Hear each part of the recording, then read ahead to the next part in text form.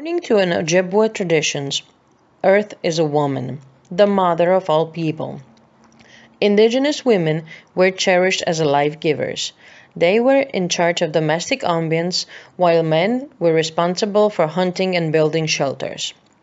And although it sounds a lot like patriarchal system of European settlers, it has not much to do with that.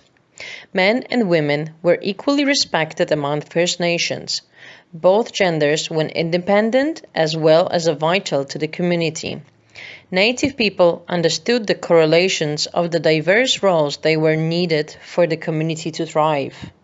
One of the most important functions that Indigenous mothers and grandmothers were involved in was education of traditional values and beliefs to the future generations. Women were involved in decision-making process and many spiritual celebrations. Positions in community or politic were often passed down the mother's line. All that have changed with the Indian Act that became a law in 1876. Racist and sexist language of this bill not only suppressed Indigenous women, but even encouraged the abuse. Previously strong and independent women became marginalized, oppressed, and overpowered. Let's talk about the mental health of the Indigenous woman. Traditionally, in Indigenous culture, women are the givers of life, and they are highly respected. Main mental health issue is suicide. Suicide is very high in Indigenous people, and the age that are high in suicide rate is between 23 to 25.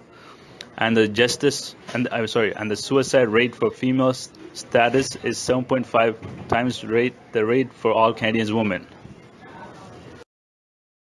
Look at the difference between the violence against the Indigenous women and the non-Indigenous women.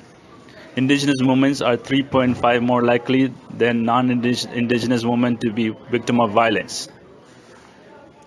Now let's talk about the missing and the murder of Aboriginal women.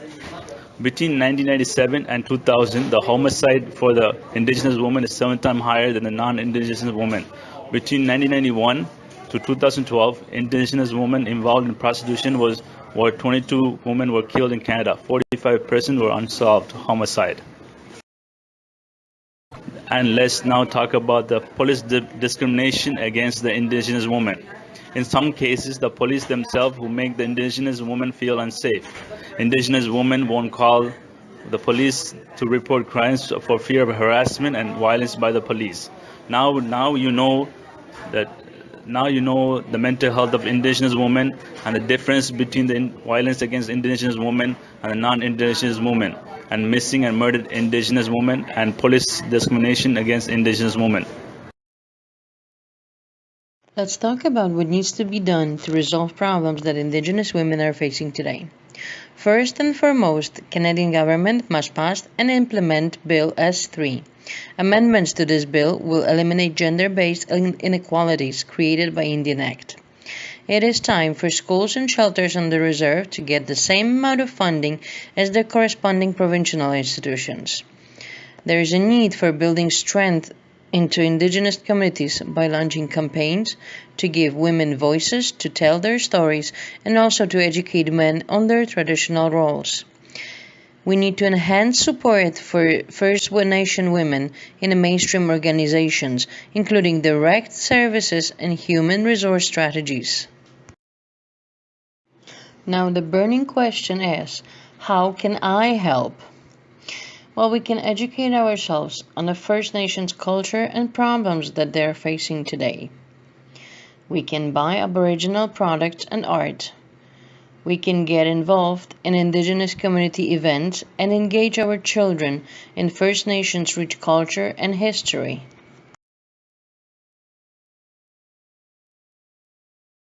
We can also support and volunteer in organizations that help First Nations people, like Shannon's Dream, No More Stolen Sisters, the Native Women's Association Canada, Ontario Native Women's Association, Native Women Resource Centre of Toronto, and many more.